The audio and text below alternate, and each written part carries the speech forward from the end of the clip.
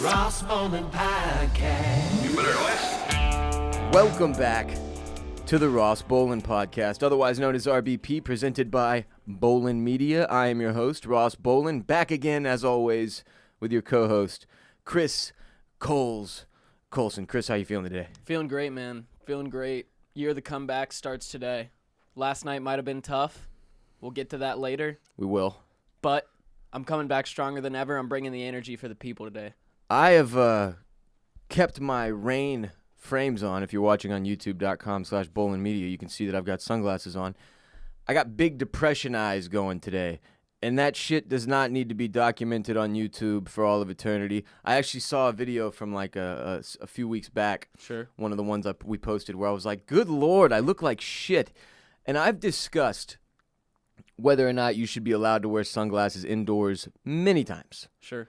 And the general sentiment is that you're a douchebag if you wear sunglasses inside. I understand that, and I respect that take. But I believe there are extenuating circumstances that fully permit a person to wear shades inside. Several of them, in fact. And the extenuating circumstances that weren't available at the time of those discussions were the rain sunglasses and how excellent they look on your face. That's very true. I'm going to outline for you 5 different points, 5 different times I feel it is appropriate to wear sunglasses inside. Number 1, you've been depressed. It's a good start. Generally, when you're depressed, your face needs as much coverage as it can get. It's something that you wear on your face. It's not something that you can really hide facially. Your eyes look completely different when you're depressed versus when you're not. When you carry a heavy emotional burden, the shit shows. I don't know if that's for everybody, but I think it's for most people. It's kind of like the look that you would have if you smoked weed for 3 days straight without sleeping. Yes. It's kind of the same eye look. Or like drank for 3 days straight and didn't sleep. If you stayed up for 3 days straight and didn't take care of yourself. Yeah. That's what it looks like. Yeah, that's what depressed eyes look like. Which you don't want to look like that. Not Nobody at all. does. No, the sunglasses and mask have been a huge go-to. Thank you, coronavirus, for being able to hide my face 90% of the time. All the depressed people are thankful for that small silver lining that we received. What are your other 4 Number choices? 2. You haven't been sleeping, which is obviously, that could be because of depression, but just generally, if you haven't been sleeping, your eyes look terrible. Yeah. You're sagging, you've got black bags underneath. Fuck all that. So far, I checked both those boxes. Number 3, you are P. Diddy and have generally unattractive eyes. I mean, it goes for anybody who has generally unattractive eyes. But you noticed how P. Diddy, Puff Daddy, whatever, Sean Combs, throughout his career, he never takes his sunglasses off. It's very rare. Yeah, very rare. That you see P. Diddy Nude. without shades on, with naked face. Yes. And there's a reason for that, and it's that if you've ever seen him without his shades on, perhaps in a film, I believe he was in one, it's because he's got terrible eyes. And the man is generally a handsome man. But his eyes are just frankly awful. If you have terrible eyes, look, everybody's got terrible something. Some people think I have terrible legs. I think they're beautiful. Are they chickeny? Perhaps. But they're beautiful to me. Some people have terrible eyes. Maybe you don't think they're terrible. Maybe I just think they're terrible. I'm just saying if you know you have terrible eyes, I give you a full pass to cover them shits with sunglasses. In fact, I feel like you're doing me a favor. Thank you. Yeah, P. Diddy has the eyes that don't look at you. They look through you. They're just not what you want. They see your soul. And that's okay. He's got a lot of other great attributes. Maybe he's protecting us by putting the sunglasses on, by not exposing us to that higher power that is his eyes. Frankly, that could be the reason. That's what I was thinking. Sort of like Medusa. The guy in X-Men. But the guy in X-Men. Oh, yeah, same thing. Cyclops? Cyclops. Good shit. Is that his name? Yeah. Look at me. I'm an X-Men boy now. Number 5, you've been crying. Everybody can tell. It's fucking awkward. Just keep your sunglasses on. Just keep them on. Here's the thing. If the benefit outweighs the judgment of you're a douchebag, that's one of the reasons you can do it. If you've been crying, fuck everybody else. You've been crying. Like if you're at a funeral or some shit.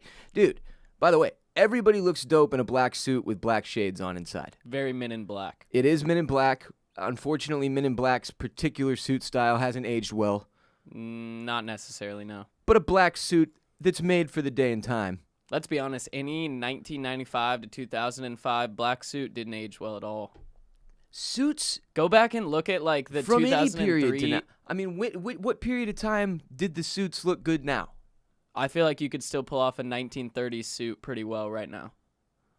What is that? What age? Like Prohibition style? Yeah, there? Okay, around Prohibition there. style. I feel that. Yeah, pinstripe. That's probably the only one. The That zoot probably is suit, the only that's one. not flying right now. I would say maybe the Roaring 20s too, but they all had the tails. I don't got think you too could pull big off and a tail. baggy. Nah. That's like 90s NBA players, That's what I'm man. saying. I was about to say that. Like the 2003 NBA draft. Tracy McGrady's suits, it looked like a joke, like a practical joke. When you go back and look at them now, they look so ridiculous. Like, they just swallow people. I don't understand why they were going like to the tailor. It's like MJ's jeans Yes, back in the day. yes, and still sometimes. Yeah, but like what? When they go to the tailor and the tailor's like, do you want this to fit? No, you two want sizes them twice as large as me. comically large, but to fit on the waist and I suppose sort of the shoulders. But other than that, comically large, and even then shoulder pads in a lot of those 90s suits. Poor tailor, just like, no, well, then I don't have to do anything. You want me to expand these pants, add fabric to them? Like, what is the job for the tailor of 90s NBA players? I don't know. But you An do look easy good one. in a black suit with black shades sunglasses. on. Yeah, absolutely. Even inside. Speaking of which, it's obviously Call Your Grandparents Month. Here is your episodely reminder to do Wait, so. Speaking of which, what? Please don't. Funerals. Oh, Jesus Christ. Old people die typically I mean, more yes, than young but people. like a different transition. We could have used any transition there, Ross. Look, I chose to stick with the realness. Okay. All right, we're going deep today. We're scuba diving. I'm the darkness. I'm wearing the shades. The shades work. The room is dark. All right, floor is yours, my friend. Time for some announcements and shouts. Today we have no shouts. Shouts to all the grandparents out there, though. Shouts to all of them. Shouts to all of you listening for supporting the show. Shouts to everybody who's come through on twitch.tv/bossrollin. Shouts to everybody watching on youtube.com/Bolen Media, where you can watch episodes on YouTube if you don't just want to hear us, if you want to see our shining faces, minus my eyes today, which you cannot see. These are just for me. First segment. Oh, I do have a shout. I have one shout. Oh, hit me. I have one shout. Shout it out. Hania's brother, Tariq, shouts to him for graduating from firefighter training. Way to go, And he Turok graduated Dinosaur high Hunter. school. Oh, no, Graduated first steps of from firefighter training, and he graduated high school. That's what it is. That's So a young shouts. firefighter, dude. Yeah, you start training. I had The kids testicles that I of a went giant, they say Turok to large Dinosaur Hunter has. cojones. I'm calling him Turok. I don't care if his name's Tariq. Okay. I'm sorry if that's upsetting, Tariq. But That's Turok okay. Dinosaur I called Hunter. his sister the wrong name for like 3 months. If so. your name, so did we. Yeah, her name is spelled very interestingly. Hanya's. Mhm. Hanya's I name. thought it Shouts was to Hanya. like Han Solo. She's at every stream.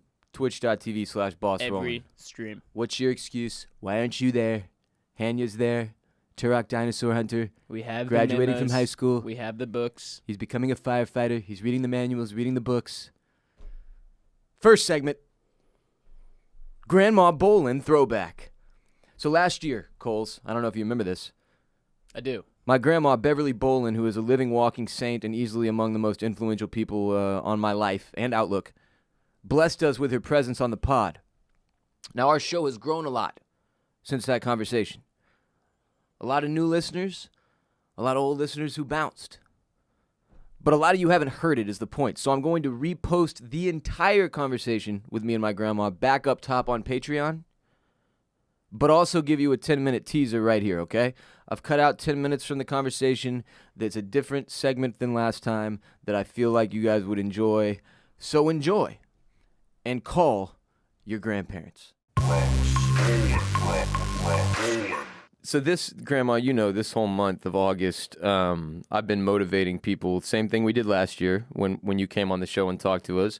Motivating people to call their grandparents. As a grandmother with, how many grandkids do you have now? How many cousins do I have? Like 9? Okay, I have 8 grandchildren. Okay, 8 grandkids and then now yes. great-grandkids now. Yes. And then, what is it? 3 of you are married. Yes. Beth and Carrie and you are married. And Sam has Lindsay that he loves Yes. very much. And Andrew has Ashlyn. Yes. And Scott has Haley. How do you do? You're better with names than I am, and you've got like 60 years on me. Well, sometimes, you'll find out, or you probably already has, that sometimes the names just fly out of your brain. They do. You know? And I just feel very, very fortunate to have gotten this far with this much of my family still close enough. See, I do worry about you guys living further away. It was wonderful, Ross. I do miss having all those family gatherings at the house. Oh, sure. We all do. Yes, it was.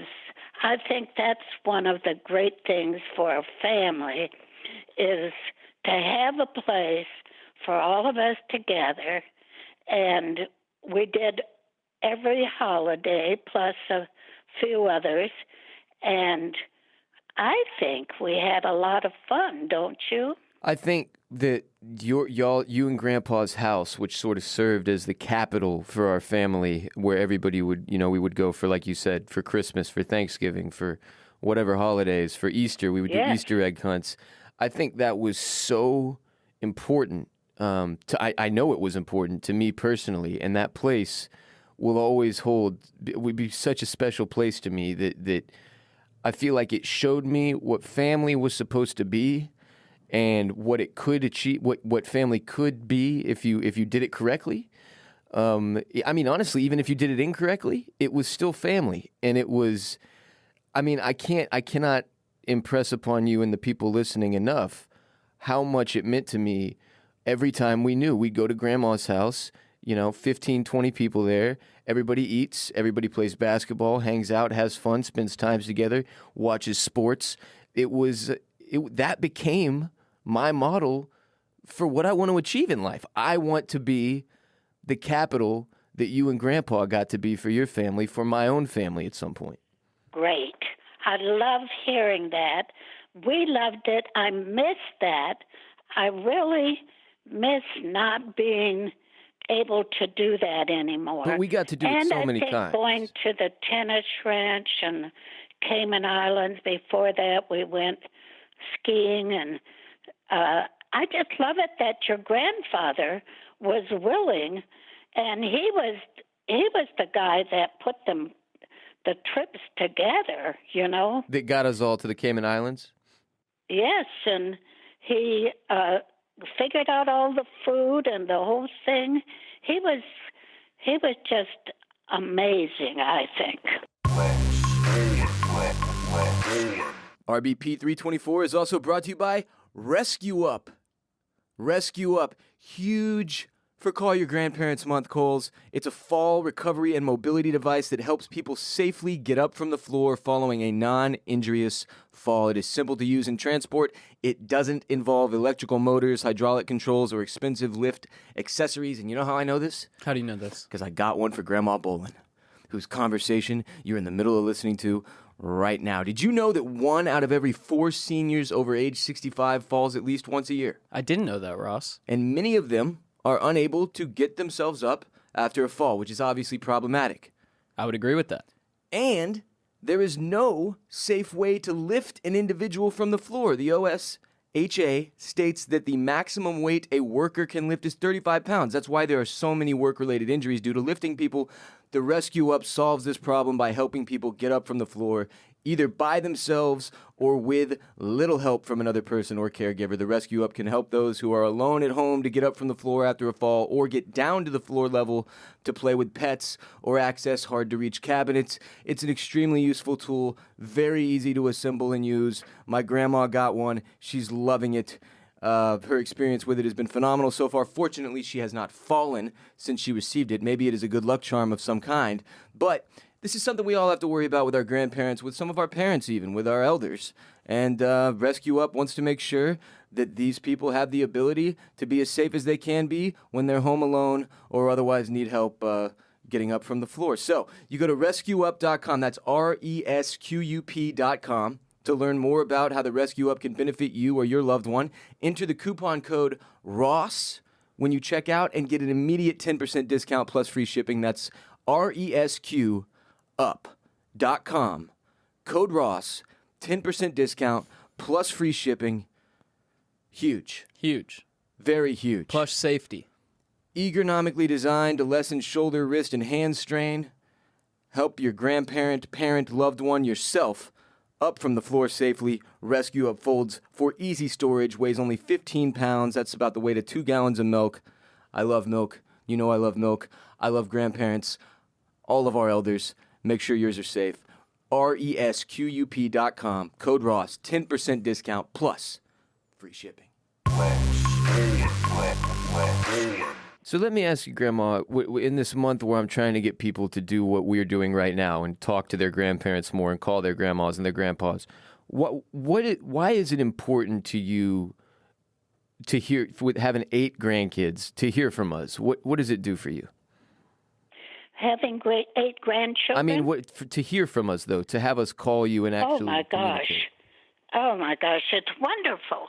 Except you also, I love hearing from you, and I'm trying to figure out, since I don't text and stuff like that, how to communicate or let you guys know that I'm thinking about you, and when things happen, say, great, I love it. Mm-hmm. I love that you're doing this, or how was that trip? And just a few lines, because I realize things evolve, and some of you have moved away, that's going to be the way it is. But I'm very happy.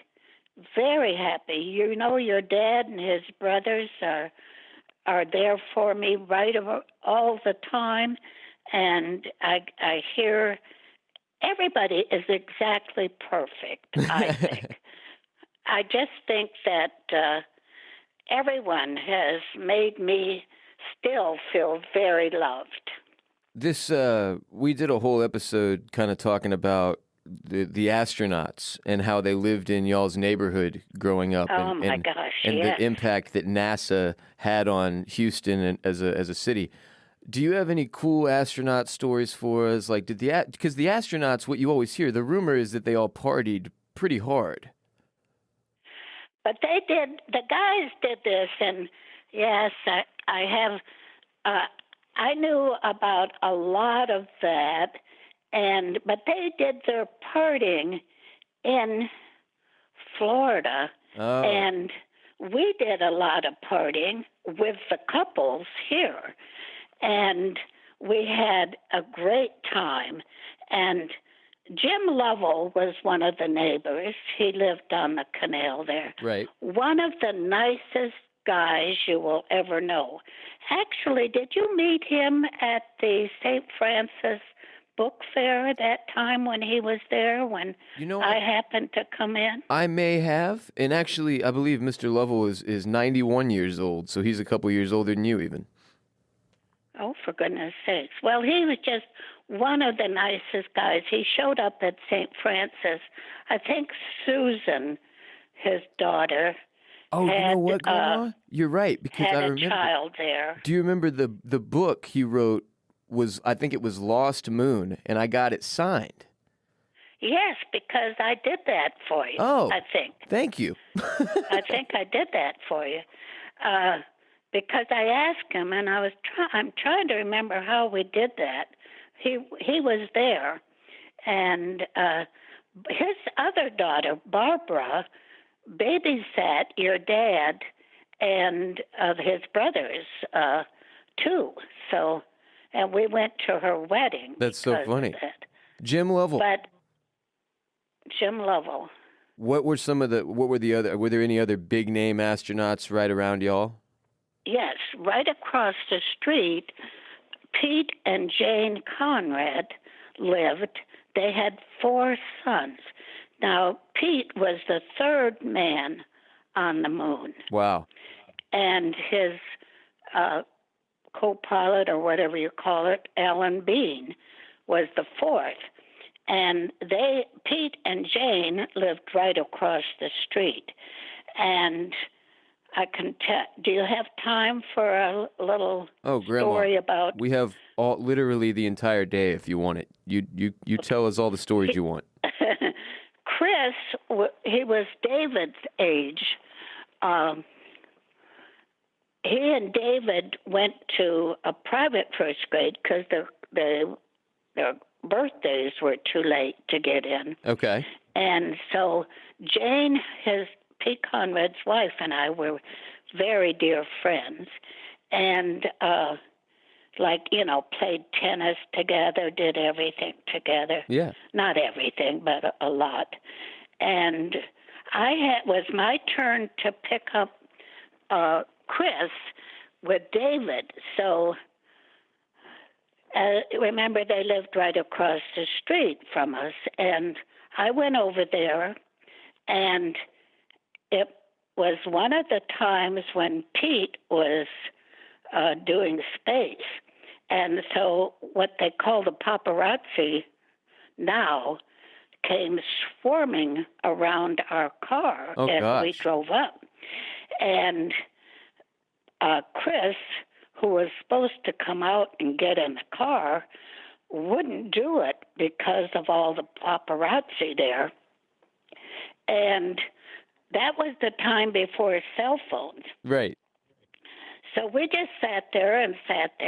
What made me so mad at myself is they thought I was one of the astronauts' wives or something. Okay. So they came, and I put down my window, and Ross, I can't believe I said that. I said, "I'm nobody," and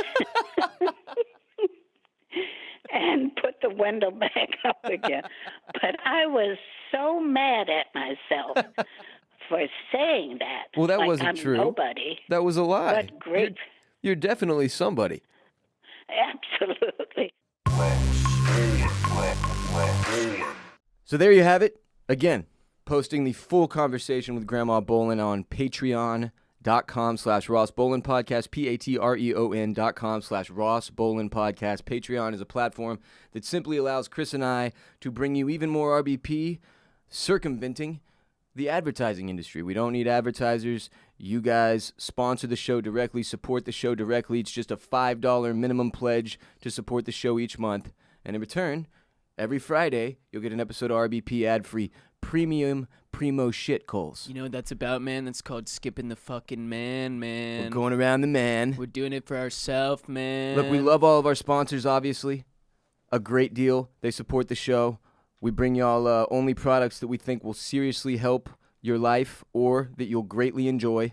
And this is, honestly, it's just a way for us to more directly do business with you on Patreon. So support, pledge, help the show grow, keep going in the right direction.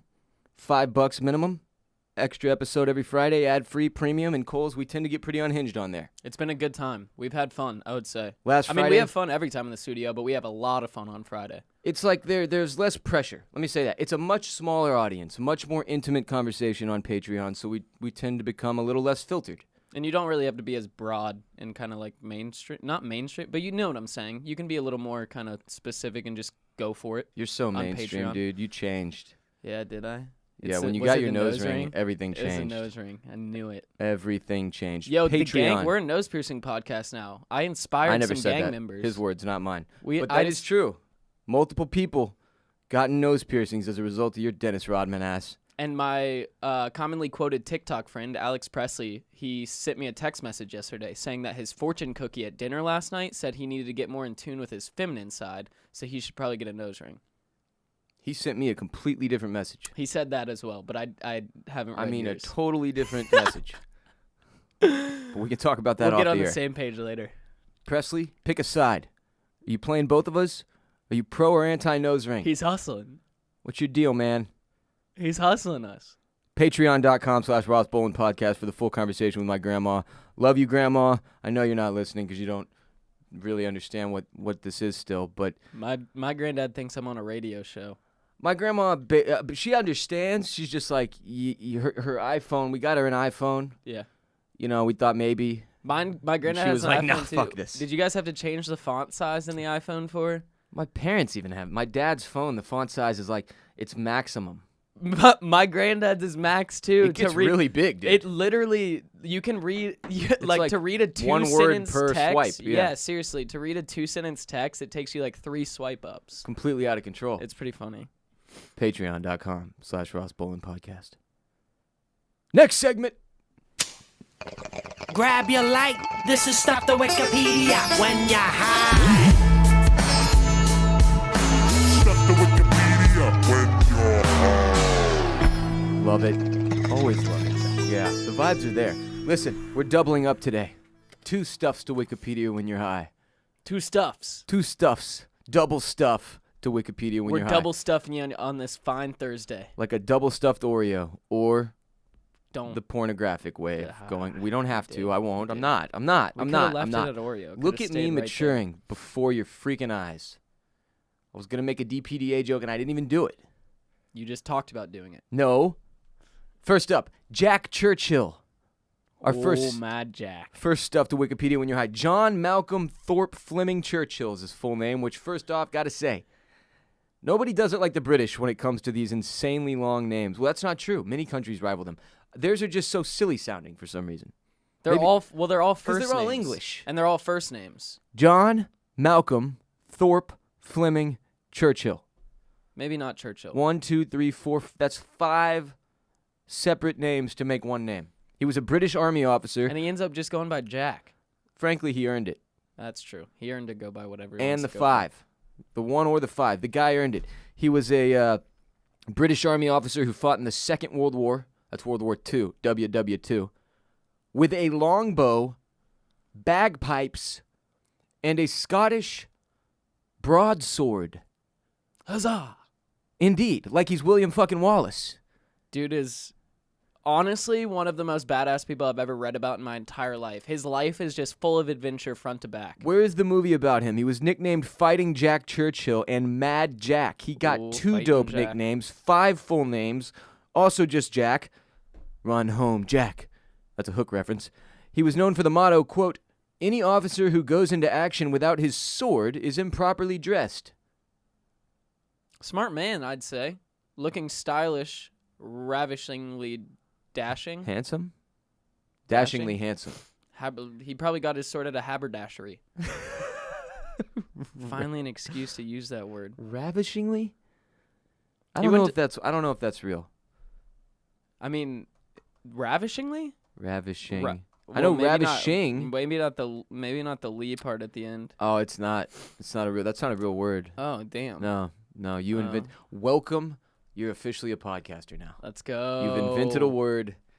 Welcome to the club. Tell us it more in the about Jack Oxford. Churchill here. I'm sorry, John Malcolm Thorpe Fleming Churchill. So our boy Jack was educated at the Dragon School in Oxford, King William's College on the Isle of Man. That explains the swords. Exactly. Isle of Man, also known for having the most, one of the most dangerous motorcycle races on the planet.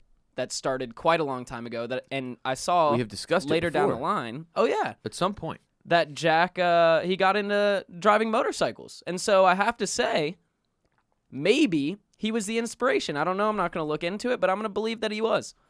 For what? For the Isle of Man TT. Like that John Malcolm Thorpe Fleming Churchill's just general life inspired the Isle of Man TT? Well, he was just going so fast through the towns with his motorcycle that they're like, "Fuck, maybe we should make a race out of this." We got to be like Jack. Yeah. Okay. I would want to be like Jack, especially if he drove around with his bagpipes, longbow, and broadsword on the bike. This is so old school. Yeah. His archery and bagpipe talents even landed him a role in the 1924 film Thief of Baghdad and the 1938 film Yank at Oxford. So, dude was a legend on and off the court, as some may say, if we're, using court as the battlefield. Oh, sure. Yeah. He represented the Brits at the 1939 archery competition in Oslo, the world archery competition. And that's where my first question comes along. I wonder if any Germans were at that competition, looked over, and they're like, That's where your first question came Yeah. along. They looked over and they're like, I don't know if I want to fuck with this dude. Dude's hitting bullseyes back to back to back with bagpipes over his shoulder. Like I don't know Robin Hood style. Robin Hood, yeah, exactly. He probably even hit an apple off somebody's head. Guarantee you did it once. Every archer I does wonder that once. if he was so he's an archer and a broadsword guy, right? You and I play and a lot of bagpipe video guy. games, Don't forget so about the bagpipes. we know nothing of battle or combat in IRL. but we play a lot of video Oh, games. I did a lot of airsoft back in the day. I did a lot of paintball. You typically find, which I would say is the more manly of the two, you typically find, and the more like real battle. I survived many things that you'll never see, son. You typically find that in video games or in movies, when an archer carries a sword, that has to be on their hip because they've got their what's the thing they put the arrows in? Quiver. Oh man, quiver. Huge. I had no faith in you there. I won't lie to you. I had no faith in you to come up with that one, and you came with it. Quiver. Oh, you feel good, We're don't ready you? today. Yeah, you feel good. We're locked in today, You have your Ross. quiver on your back. Sure. Your broadsword can't go there. So what, was he hauling around a 45-pound broadsword on his fucking hip? So this one said. So I read a account of his sword that said it was actually a modified Scottish claymore. A claymore usually that's the type of sword. A claymore usually has a I play too from much what I Warzone. read, has a T handle and it's a two-handed sword, right? Uh-huh. The one that he had was modified to have a basket handle, which is the one that covers your hand, I believe. Like Spain. I And- feel a lot of Spanish guys had similar. Spanish. And his was one-armed, so it was a little shorter and lighter, so he could carry it at his hip instead of having a large two-handed broadsword. So, it made Fucking sense. It was G, dude. efficient. He was efficient. Don't doubt on Jack. He was knew what fighting was Jack doing. Churchill. I wasn't doubting. I was just curious as to where. Because if it's like a 40-pound sword and it's on your hip, like, do you walk gangster too permanently? Like, does it like throw your hip? Oh, like hip a pimp balance walk? off? Like Yeah, a constant pimp walk? just a permanent pimp walk. Well, I feel like the bagpipes and like longbow would balance him out a little bit. Let me ask you something. You ever heard bagpipes in person? Yeah. So I've got some My dad Scottish was a fireman. They played bagpipes at like every event. fireman thing. Yeah, parades and shit like that. Tight. Yeah. I'm not Um, kidding. Most fireman divisions or most like fire departments across the country have one division that's a bagpipe division. That's wild. Yeah. I've got some Scottish in me. Okay. So You at my play the grandma's house bagpipes? one time. No, I can't play them. Have you ever fucking? Oh my God! First No. of all, you got to have the lungs of a non-smoker. Somehow we were talking about bagpipes like a week ago, and you said that too. Yeah, I don't know you why. You gotta have the Bagpipes lungs of a non-smoker, and you gotta be just relentless, and nonstop, blowing, just the blowing, the blowing, the blowing, just blowing. the ripping and the tearing. I'm at my grandma's house for one event at some point. Okay. I'm not sorry for working that in there, and I don't know if it was like a third cousin or some shit. It was some reason for a whole bunch of people to be there, and one of these dudes just shows up in a straight up. He's A kilted out, bro. Kilted out, yeah. And Is that he- what they call it? Kilted out? That's what I heard. Alright. And then he did a bagpipe performance in my grandma's backyard on the lake. Majestic. Beautiful. Really? Oh, bagpipes Crushed are, it? The bagpipes are calling Absolutely. to me right now in my head. I would say bagpipes. I've heard taps on bagpipes at a funeral one time, and that was a tearjerker for sure. Bagpipe is a very emotional instrument. The pipes are calling. It'll suck the tears right out of your soul. Danny I would boy. say. But Danny boy. back yeah, to anyway, Churchill. Back to Jack Churchill, fighting Jack Churchill, a.k.a. Mad Jack, a.k.a. John Malcolm Thorpe Fleming Churchill.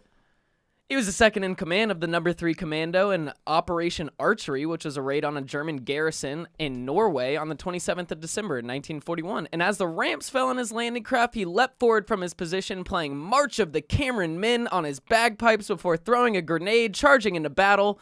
And for his actions at Dunkirk, and I'm not going to try to pronounce that Norwegian name, Churchill received the Military Cross and Bar. And this is, again, I've heard a lot of stories, right, where Have you? World War I and World War II soldiers say the most terrifying sound that you could ever hear is the whistle of a mortar shell coming through the air, right? Okay.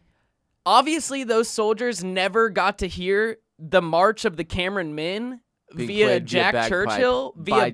bagpipe, By while Mad you're Jack. being invaded in Norway, because that has to be the most terrifying sound to ever hear during World War II. Look, dude, if you're on the other side and you're like, all right, guns out, these dudes are coming. Yep. This is it. Battle's about to be on. You're getting yourself hyped up. You pop up over your fucking barricade thing to take a look-see at the enemy, and you see Mad Jack Churchill burst forth with bagpipes and a broadsword. You're done. Mentally, you're done. He has moved in to your head. I'll He tell you now what, owns all of your headspace. You know what he's doing? Mowing your front lawn in your headspace. Living in your head rent-free. That's what he's doing. Yes, as much as I am with you and Fall Guys, which again we'll get to in a few Not minutes. even fucking close. But the confidence that exudes, dude, shit, that's where the pimp walk comes from, not from the side sword. It's just from the confidence. It's just generally having dude literally a massive slung dick. his glizzy out on the table and smacked it down. Oh, the fit glizzy.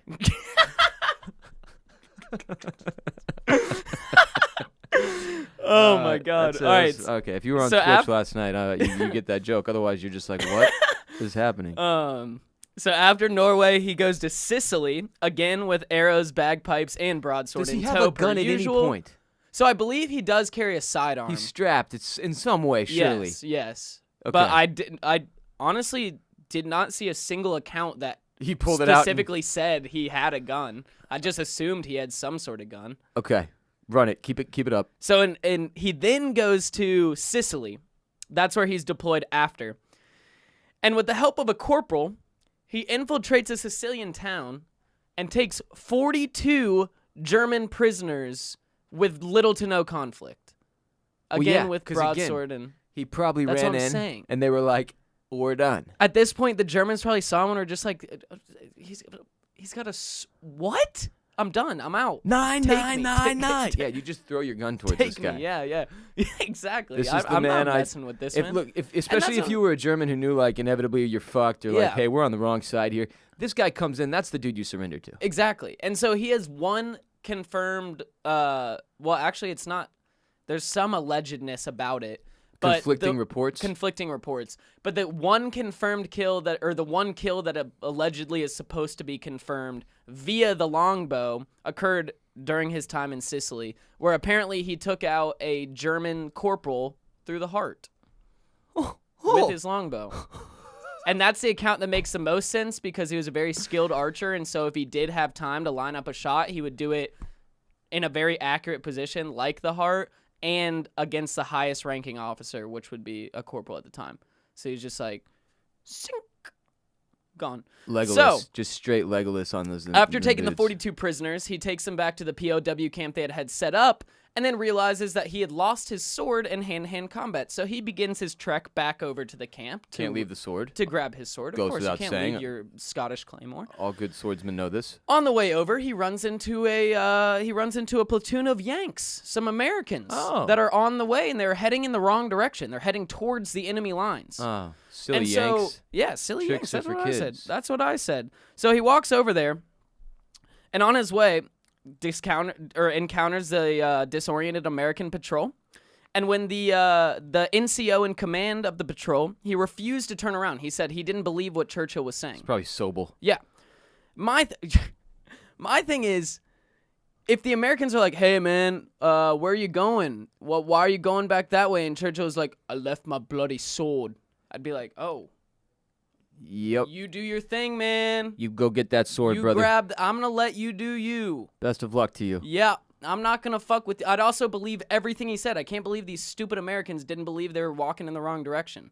He said, Churchill was quoted saying, don't get in trouble because I'm not coming back a bloody third time.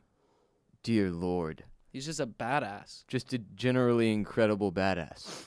Later goes on, after the war begins to die down in the European theater, he requests to be deployed to Burma to go fight in the Pacific theater. Oh. Because he said he wasn't... Oh, I skipped the part where he escaped from 2 POW camps at the end of the war as well. Literally just escape, like the Great Escape style escape. Yes. The Pacific and Yes, the like goes to European Sicily, front? goes to Sicily, and then he gets captured, and then he goes to... Oh, so, all right. This guy. The following morning after... Yeah, the following in the morning after shit. the capture, the flanking attack launched by the 43 Commandos with Churchill leading the elements from 40 Commandos. Basically, the enemy captured them all, and they thought he was Winston Churchill's relative because of his last name, so they sent him to Berlin to be interrogated by the SS. Then fuck? Yeah.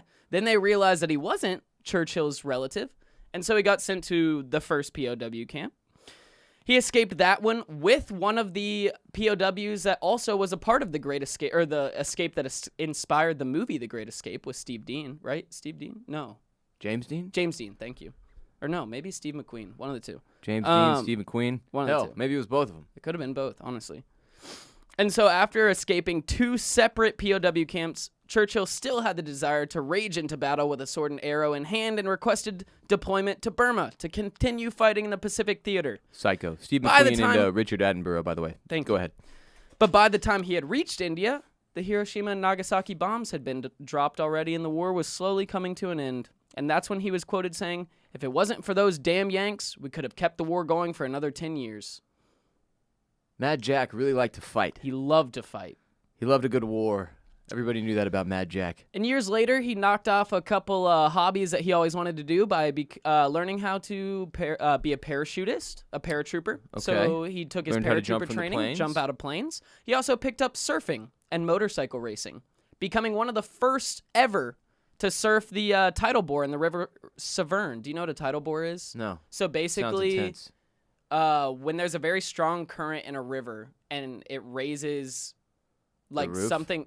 No, it's very hard to explain because I don't know the actual physics behind it. But basically, it's when a consistent, nonstop wave occurs in a river. And you just get so pitted? Yeah, you just get fucking pitted in there, bro. Oh, but this is like, fuck, he bro. created his own board to surf it there, and he was the first ever to surf the tidal bore in the river Severn. Now I I'm looked just up pictures imagining him now. on a surfboard. There's just pictures getting of so him pitted there literally are pictures of him on a surfboard getting fucking pitted. with bagpipes on and a longsword like in hand. Exactly what he does. It's crazy. What? That's how he killed all the Nazis, just surfing everywhere, Oh, just Mad sink, Jack sink, just surfing sink, around the sink, world. sink. Holy Shouts crap! if you know what that they have reference quite is. a few pictures of this guy. Yeah, no, I mean, this was like the 40s. Like, dude lived to be We had 80. cameras. We had cameras. We did have cameras. Hard to believe we had cameras, but He's a we had 'em. good-looking guy. He's escaped the war pretty non-fucked up. Does look like he would absolutely beat the living shit out of you. Yeah, he doesn't.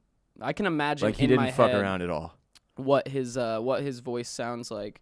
But basically, I just really I really need a Jack Churchill surfing tee. I think. Where's this movie? Just like a really big Jack Churchill surfing T-shirt. Yeah, but Yeah. where's this? We need a movie. Right? It doesn't really make sense why there isn't one. You call it Mad Jack. You get Leo to play Jack. They Who would look a little play- similar, Who frankly. would play a good young Leo could play a good young no Matt Damon no, could play no, Jack, no, too, no, no. based on- Cillian Murphy has to play young Mad Jack, the guy that plays He's Tommy not in thick Peaky enough. Mad Blinders. Jack is built, dude. No, he's not. Cillian's he's like a skinny lanky. fuck. He's a lanky fuck. Mad Jack looks like he's got shoulders, bro. And it's for pulling back that fucking bow. Tom Hardy. No. Oh, yes. Tom Hardy would work for... Yes, there it is. There's our winner. Although he think- keeps, like, picking Terrible iconic movies. roles and then bombing them. Like, did anybody even watch Capone? No. I didn't think so. Anyway, any other Jack Churchill facts before we move on to our second stuff to Wikipedia Just when you're high? he retired from the army in 1959. In his retirement, his eccentricity continued. He startled. Oh, this is one of my favorite facts about him, actually. On his journey home on the train every evening, he would startle train passengers by throwing his suitcase out the window. Little did they know he was throwing his suitcase into his back garden to save himself the effort from having to carry it home from the train station. This is one of my favorite people ever. Yeah. I can just see an old Mad Jack just yossing his suitcase out the window and just then sitting looking back down. Yeah, and everybody's like looking up at him and shit like that. Yeah, and then he would relax with sailing coal-fired ships on the Thames and playing with radio-controlled modeled warships. John Malcolm Thorpe Fleming Churchill. When did he pass? What's his date of death? He passed at 80 years old. Let me get the exact date. Old Jack Churchill. No longer with us. Rest in peace. And in being. He made it to 80, which is pretty impressive. Died March 8th, 1996, baby. In Surrey, United Kingdom. 1996. Oh, wait. Is that 90? Oh, Huh? yeah, he made it at 90. Yeah, dude. Damn. 1906 to 1996. That's a life. Your math is poo-poo. He was 90 years old. I could have sworn I saw 80 somewhere else. Quick math. RBP 324 is also brought to you by Bird Dogs, makers of the most comfortable all-purpose shorts in the fucking world. You can literally wear them to do anything, anywhere, at any time. They're gym shorts with a built-in silky soft inner liner that makes underwear obsolete. They're shockingly comfortable. They also have pants, though, now. The most breathable, summer-friendly, golfing your dick off pants you've ever owned. Perfect for the golf course, the office, or a nice meal out on the town. They look great, and nobody will even know you're 1,000 times more comfortable than they are in your Bird Dogs pants, baby. Golf your glizzies off. There you go. Again, so comfortable that it feels like you're wearing nothing. Like you're out there just Winnie the Poohing it, top on, no bottoms. They dry faster than a bathing suit. You can hit a workout, jump straight into the pool, get out, dry off in the sun, wear them to drive around in your Tesla because you have a Tesla now, then drive that Tesla back home and wash it with your golden retriever Elvis because you're wearing bird dogs and you can do anything. Go to birddogs.com.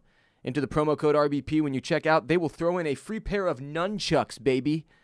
You got to feel Jack Churchill would have been down with this. Nunchucks are back. Birddogs.com, code RBP, boom, free nunchucks with your order. Enjoy your bird dogs. You will never want to take them off. They are a safe space for all your most valuable possessions. Jack definitely would have worn bird dogs. Jack, he's our man. And now, our second stuff to Wikipedia when you're high. Whoop, whoop. SS Bayhchimo. Bayhchimo? I think it's just Bayhchimo. Bayhchimo. Baychimo. It was a steel-hulled 1,322-ton cargo steamer built in 1914 in Sweden, owned by the Hudson's Bay Company, used to trade provisions for pelts in Inuit settlements along the Victoria Island coast of the Northwest Territories of Canada, became a notable ghost ship along the Alaska coast, being abandoned in 1931. Aye. And then seen numerous times since then until her last sighting in 1969. Good old 69. Summer of 69. That is 38 years. Just chilling out there. Of just floating around. Fucking float on. That's the last official sighting. People have said that they've seen it since then as well. But it inspired that official. Modest Mouse song. What who's Modest Mouse? Float on. Damn, I'm old. I got nothing. That doesn't even... I'm sure maybe I've heard the song. And we all float on again. It sounds and familiar. we all float on, all right. Oh, yeah. We'll all float on. Oh, that's all right. that song? Yeah, that's Oh. that's inspired by the old SS Bayhchimo. Oh, sick. No, not really. I just made that up. It could be. Who knows? You never know these days. But we do all float on. You know, the ship actually started You'll as a... float too. You'll float too. Now everybody who saw it just pissed their pants. Georgie? Why are all these notifications going off on my computer?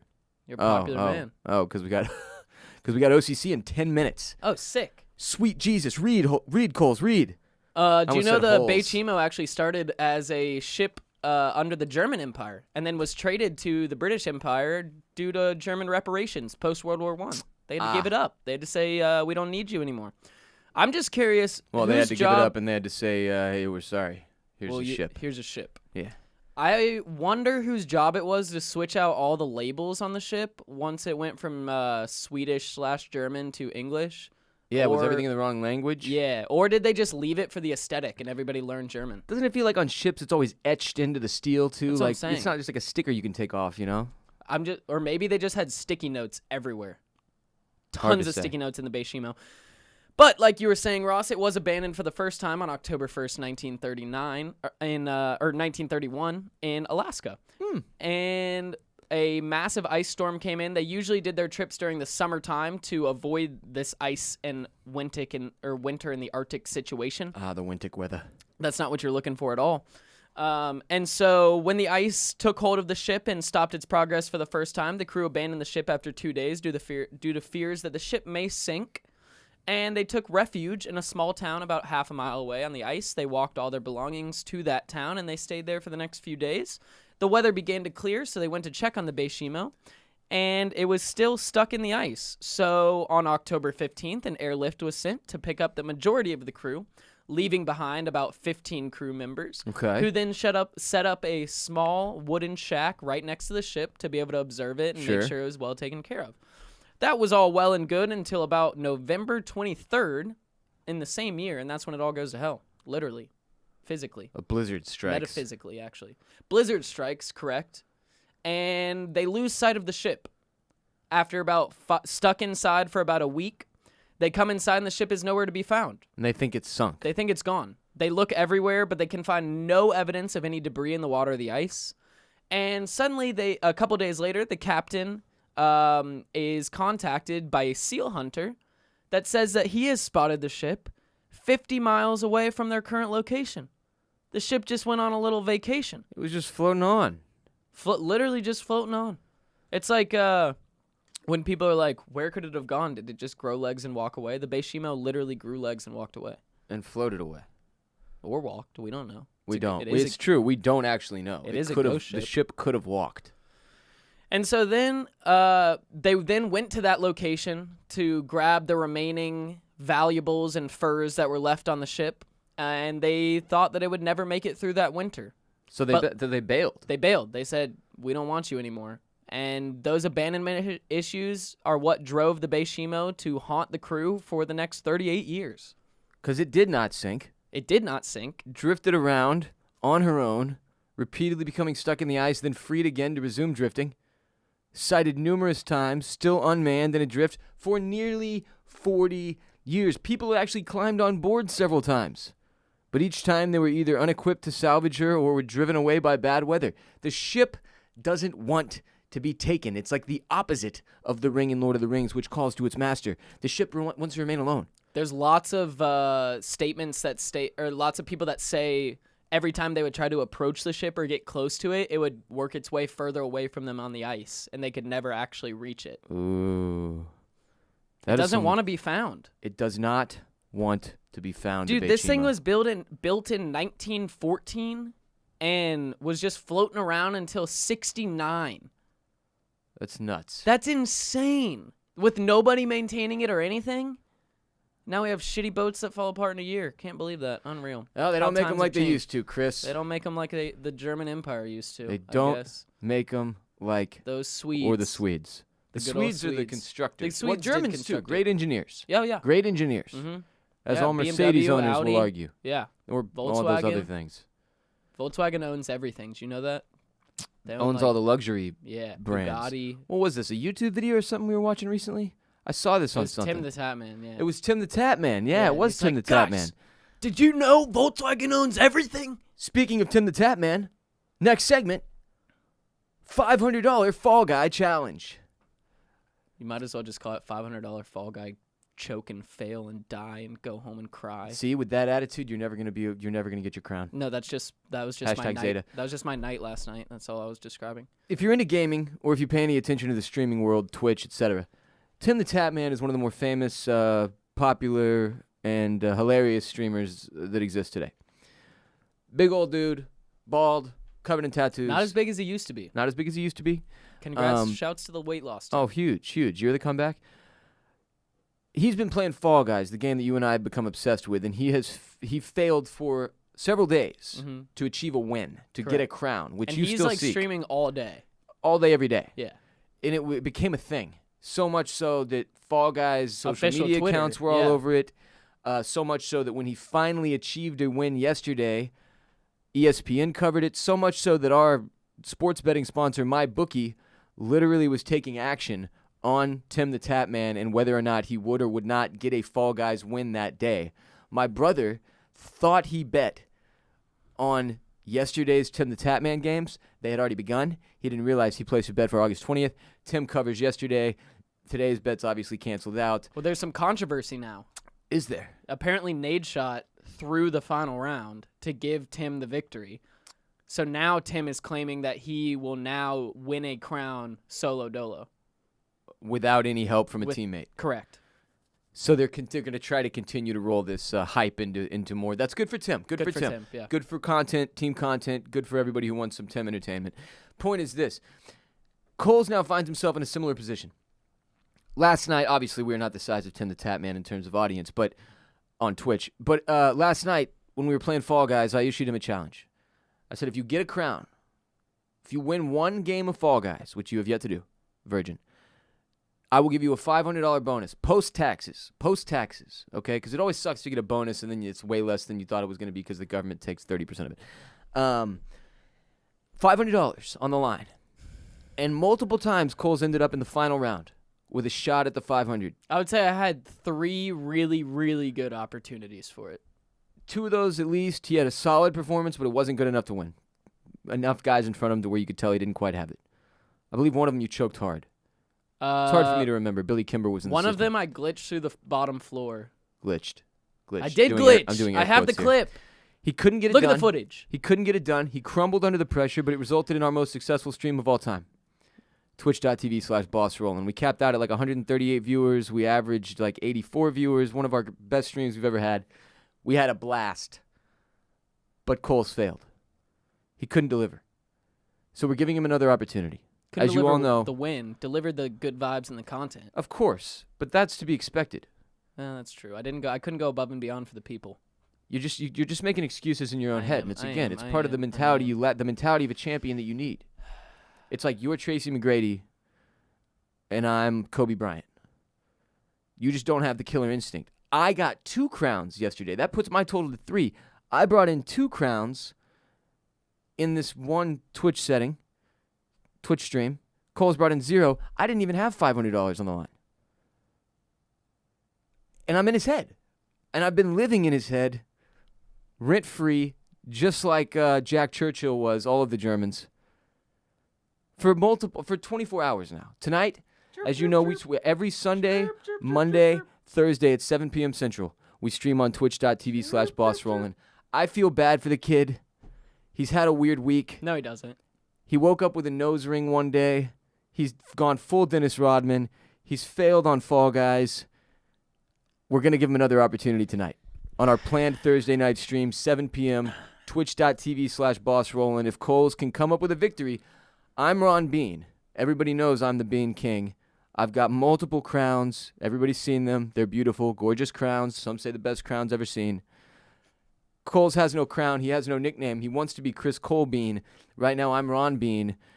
He has not earned his nickname yet. Will it happen tonight? We will see. It will happen tonight. This is my statement. I'd like to make my public statement for the people. You may think that I've let you down. You may think that I'm at the bottom. You may think that I have no chance to crawl my way back up to the top. You do not. But I'll tell you right now, people, I am taking this opportunity tonight, and I'm running with it to the fucking moon. Are you going to lose yourself in the music the moment you want it? You better never let it go. I will have beans spewed all over my mother's sweater. I will be running and jumping and flying higher than I've ever flown in my entire life. Will you fling yourself? Are you willing to put your bean body on the line? I will put my real body on the line for this victory. I'll fly through windows if needed. I'll jump hoops. There aren't windows, typically. We'll find them. There are windows. There are some windows. If you fall through that one map and the spinny thing, there's some windows. Bingo. Be there. I'm going to be That's all rooting I'm for saying. Chris tonight. Be there. Last night I was trolling relatively hard. He wasn't trolling. He was just getting out all the he's had like 1 month of like built up small transgressions and he just let it all out last night. I might do it again tonight. Now I feel like there's more building. We got to empty the tank. This is how we get back to square zero. Between us. Between us, yeah. We yeah. just shit talk the fuck out of each other. Kid needs a crown. Will it happen tonight? Tune in 7 p.m. Central, twitch.tv/bossrollin. $500 on the line for Coles. Can he get it done? RBP 324 is also brought to you by what? I said Rush Zeta. Rush Zeta. Raycon. Whether you're working from home or working on your fitness, you want what you're listening to be what you are listening to, not what your girlfriend or roommate or whoever the shit is listening to. Everyone needs a great pair of wireless earbuds. But before you go dropping hundreds of dollars on a pair, you need to check out the wireless earbuds from Raycon. You already know they start at about half the price of any other premium wireless earbuds on the market. They sound just as amazing as other top audio brands you know. Their newest model, the Everyday E25 earbuds, their best ones yet. 6 hours of playtime, seamless Bluetooth pairing, more bass, and a more compact design that gives you a nice noise-isolating fit. Their earbuds are so comfortable, perfect for conference calls or binging podcasts. I really dig these. I've enjoyed jogging in them, played basketball with them, done CrossFit with them. I've said it before, what's important to me with earbuds is that they're comfortable, they sound good, and then they stay in my ear. And Raycon accomplishes all of those things, and unlike some of your other wireless options, Raycon earbuds are both stylish and discreet. No dangling wires, no stems to distract anyone during video calls. You don't look like a weirdo with some strange thing growing out of your ear. You've heard me talk about how the company was co-founded by Ray J. Celebrities like Snoop Dogg and Iron Mike Tyson are obsessed with Raycons. Pick up a pair, see what all the hype is about. Now is the time to get the latest and greatest from Raycon. Get 15% off your order at buyraycon.com/Ross. That's B-U-Y, Raycon, R-A-Y-C-O-N, buyraycon.com/Ross. 15% off wireless earbuds from Raycon. Raycon wireless earbuds, buyraycon.com/Ross. Next segment, and final segment, might I add, let's check in on sports. So, it has become more than apparent at this point to me that the two most successful, the two leagues that have handled COVID 2020, this madness, the best. If you're not, I'm talking out of the big ones, okay? PLL did a great job. Yeah. No disrespect to lacrosse. Sure. The NBA and the NHL. Sure. Both of them have figured a way to display their games so that it's not the viewing experience is not so negatively impacted like we've talked about. With baseball, when you're watching the games right now, it just feels weird. Yeah. It just feels weird. And we'll get to baseball in a second because funny news there. Well, not funny, sad, but also funny. Sometimes you have to laugh to keep from crying. NBA and NHL both have created these viewing experiences that don't make me feel like I'm getting taken out of the game. I'm really enjoying myself. It feels high intensity. That's what's lacking in the realm for me in baseball. There's just no intensity in the stadium. The crowd noise that's piped in doesn't do it for me when I can see the entire back is empty. There's nobody fucking there. Until Fernando Tatis Jr. hits a grand slam on a 3-0 count. And people get upset. That's exciting. And people get upset. That's what I like to watch. Well, the NHL, too, as long as I get the horn, when they score a goal, that's really all I need. That's all the excitement. That gives me the endorphin. I also am thoroughly enjoying how in basketball and hockey, the cameras and the microphones are very, very close to the players. Mm-hmm. They're having to bleep out so freaking much. Are they? Because dudes directly under the goal or right next to the goal drop something. Are yelling obscenities directly into the microphone. See, they're missing out on a great monetary opportunity here. Charge people $5 more for the unrated, uncut version. That'd be extremely entertaining. Yeah, I've always said that. Carmelo Anthony has even gone so far as to change. He yells under the basket every time he gets a rebound, "Get the fuck out of here!" Okay. And he's stopped doing that. Now Sure. he just yells, "Get out of here, I got it," or whatever the version of it is that he's come up with, a safe version, which has been entertaining to watch. But as such, I have not personally been betting on baseball as much, just because I'm not finding it as enjoyable to watch as the other two. Sure. So I've been betting more NBA, more NHL. I'm even right now in NHL. I took a lucky shot on the Blackhawks a couple nights ago that hit. I've since taken two very unfortunate shots on the Hurricanes that have not paid off. It happens. My Canes, man. Thoroughly enjoying watching NHL playoff hockey, though, which I always do. I don't watch regular hockey during the regular season, but the NHL playoffs I fucking love. NHL playoffs, you can't miss. I mean, they're super exciting start to finish pretty much every time. It's so enjoyable to watch the NHL playoffs. I'm not even a huge hockey guy, but watching the NHL playoffs, even if I have no team to pull for in it, it's always at least exciting hockey. Very much so. And I typically, I find a team to cheer for if my Las Vegas Golden Knights are not in it. Everybody knows I've been a Las Vegas Golden Knights fan my entire life. Day one, right? No, my whole life. You got a jersey when you were born. Lifelong. I heard, yeah. Lifelong, yeah. When they handed me Mr. Bear, a stuffed animal teddy panda bear, they also handed me my Las Vegas Golden Knights season tickets. It was like back in 1987. How Buffalo Bills parents, they drop their baby through a tiny plastic table when they're born to represent Bills Mafia. Do they really do that? Yeah, all the time. It's a rite of passage, just like a baptism. Wow. It's called the Buffalo Baptism. Oh, you mean they throw them through the table, crack the table in half? Yeah. Yeah. I've seen it. Buffalo Baptism. That's what I'm calling it now. If it's not coined, it should be called the Buffalo Baptism. But for you, it was just like they sprayed you with champagne and made you put a penny in a slot machine or something for the Golden Knights, right? Yeah, sure. Yeah. My memory doesn't go back that far, but clearly you've read both the novels, the books, and the all your biographies. and the manuals. You've read the manuals. Yeah. And your New York Times bestselling book. In the NBA, we've got some good stuff going so far. The Rockets beat the shit out of the Thunder without Russell Westbrook, which is, I got to say, not something I didn't anticipate. The Thunder were plus 1.5 in the first game, which I laughed at and took the Rockets' money line and took that money to the bank. Thank you to myself. Also, I did say, just bet the Rockets every game. Yeah. Bet the Rockets every game, and if you listened to me before the bubble season started, you're up. Bet the Rockets every game. If they're an underdog, take the points. Take the plus. Do it. But bet them every game. You will win. I'm promising you this. I won. I can't promise you this, but I'm pretty confident.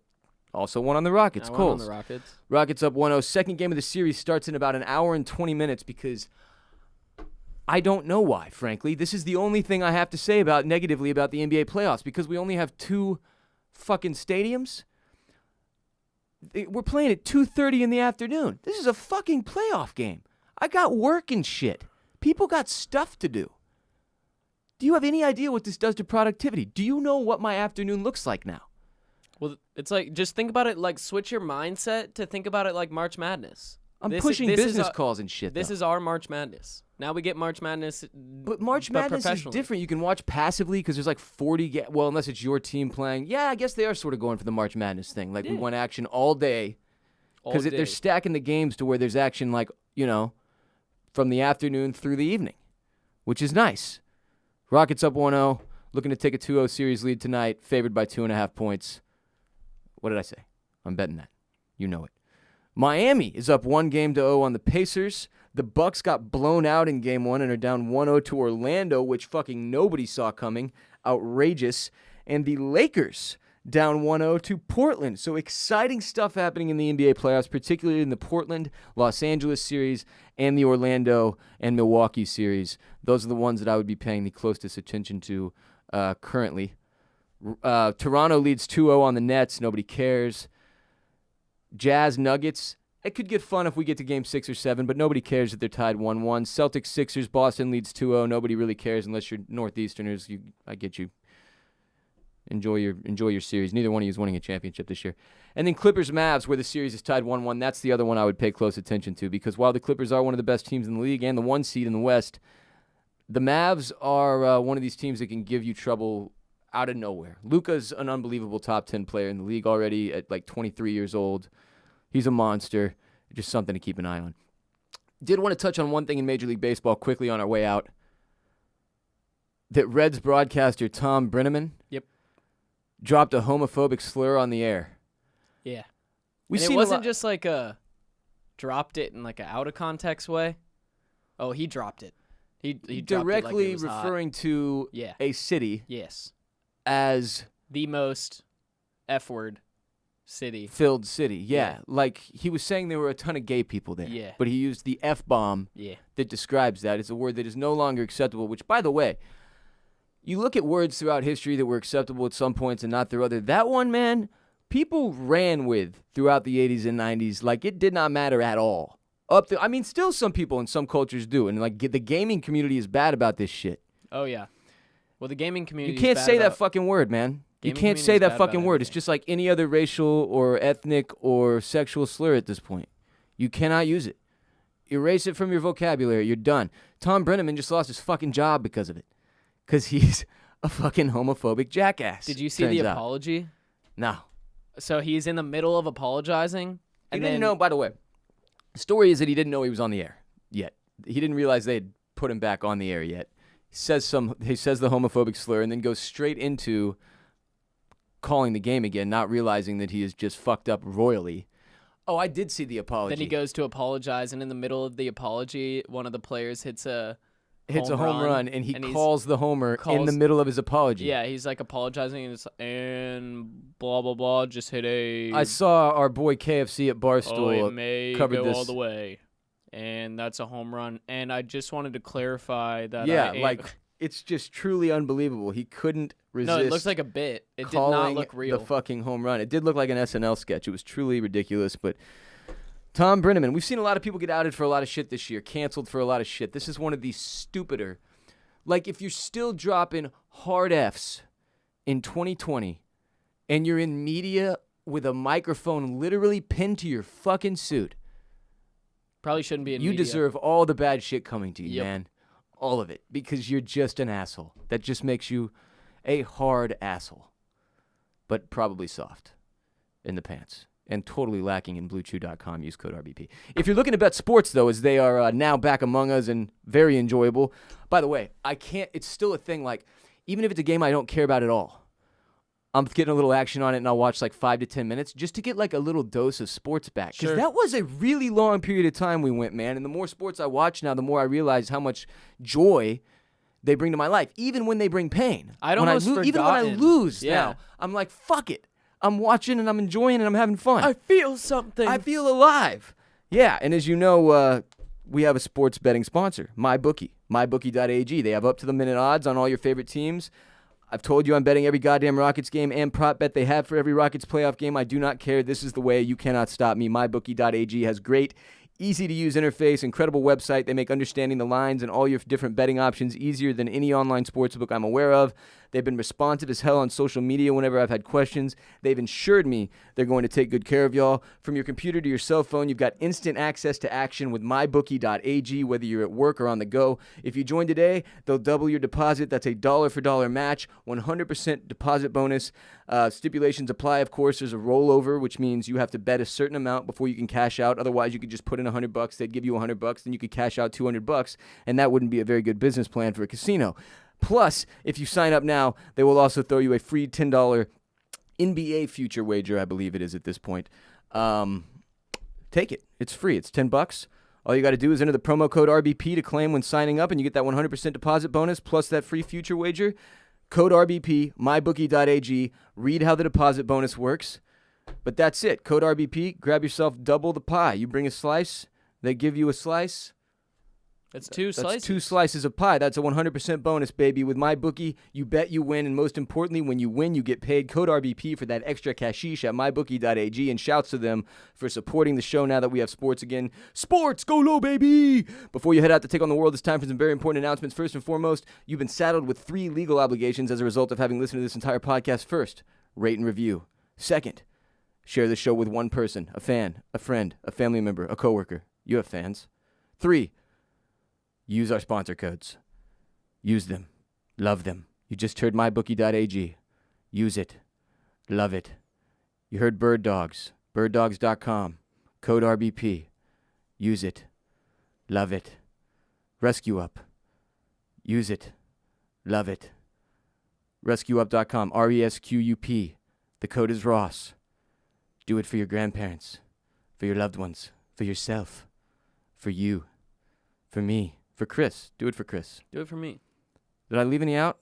Raycon. Raycon, baby. Buy Raycon.com/Ross, and that'll do it. Use all those sponsors, and those are your 3 legal obs. Fulfill them all. I will call off the dogs. You won't have to see me in court, and we'll all live long and prosper. Follow us on Instagram at the Ross Bolen Podcast, on Twitter at Ross Bolen Pod. We're also on Facebook.com/Ross Bolen Podcast. For everybody who loves to suck the zuck. And we're on twitch.tv/BossRollin as well, which I've talked about enough today. So follow me, Ross Bolen, on Twitter, Instagram, and Snapchat at WRBOLEN, at WRBolen on Twitter, on Instagram, and on Snapchat. Coles, where can everybody follow you on social media before we get out of here? You can find me on Twitter at Q0ULS. You can find me on Instagram at ChrisSC99. And you can find me on Snapchat at Chris_Coulson. That's COULSON. Beautiful. Check out Bolen Media's television and film podcast, Oysters, Clams, and Cockles, available wherever you listen to RBP, and that will do it for RBP 324, recorded and produced by Moody Garcia of Permanent Record Studios in Austin, Texas. We will be back on Monday with RBP 325, and of course, tomorrow, Friday, on patreon.com/Ross Bolen Podcast with another exclusive premium ad-free episode for dues-paying members of the RBP gang, pledging their monthly support to keep the podcast alive and thriving. Minimum of just $5 minimum monthly. Patreon.com/Ross Bolen Podcast, and you'll get another episode every Friday, ad-free, premium shit. Come through, support the show, get more RBP. You are not alone. Podmen get paid. Respect Mr. Park. Strength and honor. Gang, gang, gang. Coles. Peace be with you. And also with you.